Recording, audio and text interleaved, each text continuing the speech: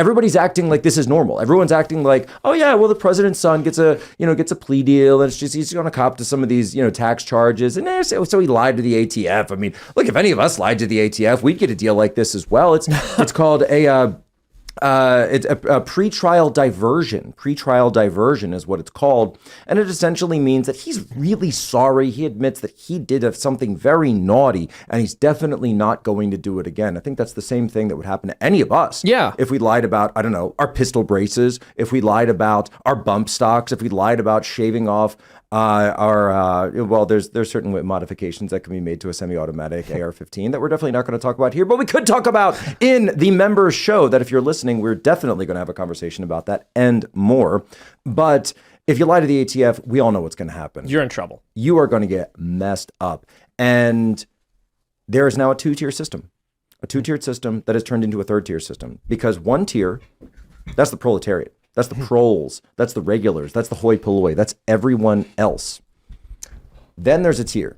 There's a tier for the aristocracy. There's a tier for the leadership, the political preferred class. Justice Poso is outlining, again, his award-winning podcast, Human Events. Yeah, really. I mean, just smart and handsome. How does he do it? I don't know. Yeah, well, no, I mean, he's smart. Yeah, beautiful family, Beautiful family, and he's handsome smart. than, more handsome beautiful than, family and he's smart. I'll give you that. Like cartoonists. Yeah, family first. Look, I mean, is that a high bar? If you want to set it there. Yeah, exactly. Give me that one more time. There's a 3-tier system. Then there's a third tier. And that third tier is for people like Donald Trump, but not just Trump, not just right-wingers, people like Julian Assange, people who are troublemakers to the regime, people for whom the legal system, the legal standards get twisted into whatever arcane reading that lawyers and judges will go along with to go after them.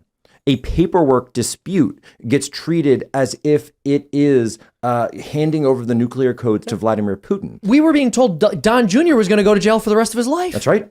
That's right, Don Jr. And so didn't Donald Trump call it too? Like early June, was he like, I guarantee you that they're going to come after, Hunter Biden with like a small little slap in the wrist to make it seem like, oh, look, the justice system is fair. And actually, I think The View actually made a point of that. They're like, oh, look, no one's above the law, not even the president's son. They came after him. And it's like, come on.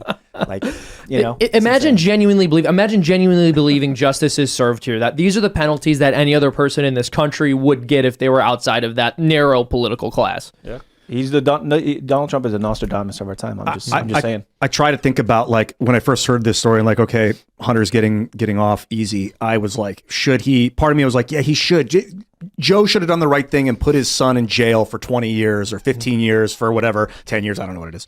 And then now I'm starting to question it. I don't even know if this is the way to go, is just start arresting everyone left and right but I mean, I don't know. What do you think? But these are not minor things either, right? So we see a lot of influence peddling. We see a lot of political leaders trying to profit off of their position, or the family members of political leaders trying to profit off of their positions. And I think Hunter Biden did that in a particularly egregious way, which is beyond the pale of what we usually see in American politics, for as bad as that gets.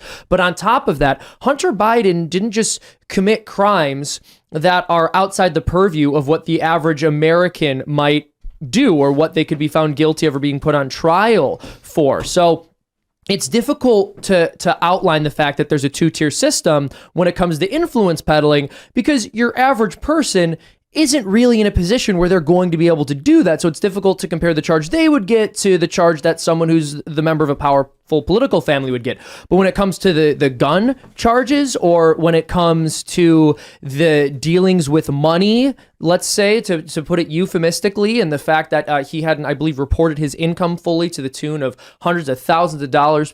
Tim can fact check me on that one there. I mean, these are things that even in those amounts, your average American couldn't be capable of, but they could commit some variety of those crimes, and they would get in way more trouble for it. Well, it's like President Joe Biden said, nobody F's with a Biden, all right? Or isn't that what he said? Well, look, here's the thing, though. Here's the thing. The very same people that spent, what did they spend all last week doing? When that prosecutor, Jack Smith, got up there at the Department of Justice and he said about Trump, he said, they repeated one refrain over and over, the same refrain you heard on MSNBC, the same refrain you heard on every single network. No one is above the law.